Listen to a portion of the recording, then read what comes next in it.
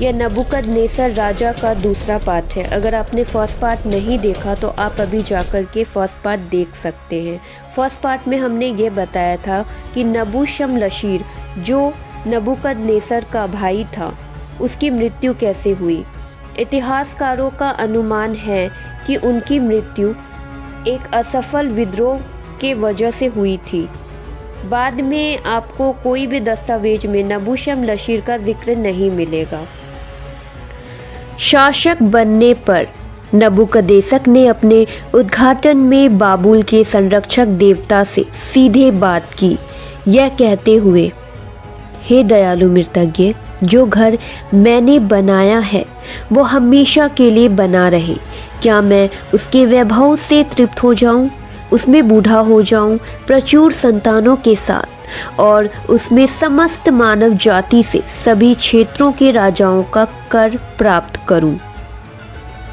अपने पिता को दफनाने के बाद नबूकदनेस्सर सीरिया में अग्रमित पंक्ति में लौट आया और उसका विस्तार करना जारी रखा, जो अब उसका साम्राज्य था। 604 ईसा पूर्व में नबूकदनेस्सर और उसके लोग लेवान देश के अशकलोन नगर को जीत लिया और उसके राजा को पकड़ लिया, उसके खजानों को लूटा और उसे खंडहर में छोड़ दिया। अगले 3 वर्ष में अन्य राज्यों यहूदा के राज सहित बढ़ते हुए बेबीलोन साम्राज्य को सौंप दिया और ग्रीक के भाड़े के सैनिकों की मदद से साम्राज्य को फिलिस्तीनी में विस्तारित किया गया।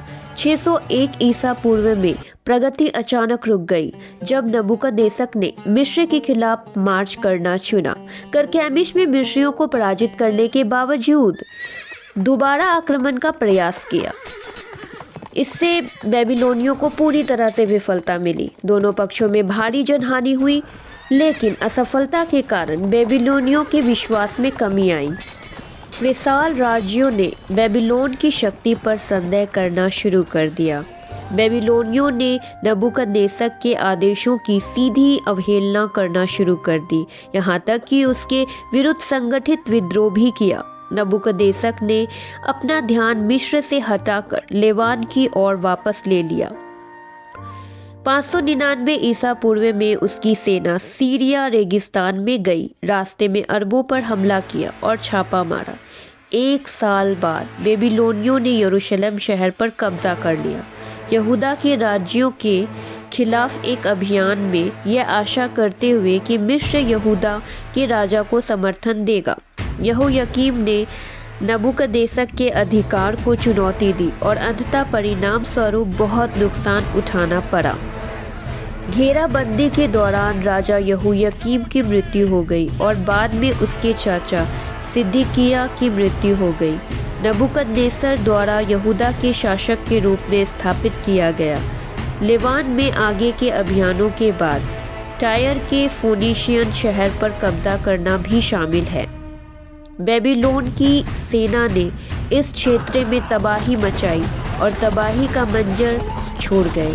नबूकदनेस्सर ने मेसोपोटामिया के सभी व्यापारिक मार्गों पर पूर्ण नियंत्रण कर लिया और अपने साम्राज्य का हर दिशा में विस्तार किया।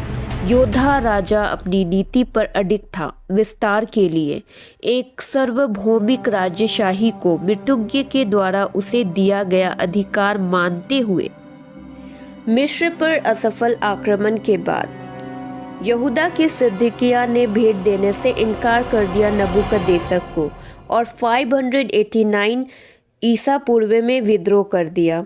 इससे नबूकदनेस्सर का निर्णायक क्षण आया और उन्होंने सुलेमान के मंदिर सहित यरूशलेम शहर का पूर्ण विनाश किया। यरूशलेम के विनाश ने यहूदा राज्य के स्थायी अंत को प्रेरित किया। 20,000 यहूदी जो उस समय यरूशलेम की आबादी के 25% हिस्से थे, उन्हें पकड़ लिया गया और बाबुल भेज दिया गया। सुलेमान के मंदिर का विनाश और यहूदियों की बंधुआई, यह हिब्रू बाइबल की भविष्यवाणी थी जो पूरी हुई।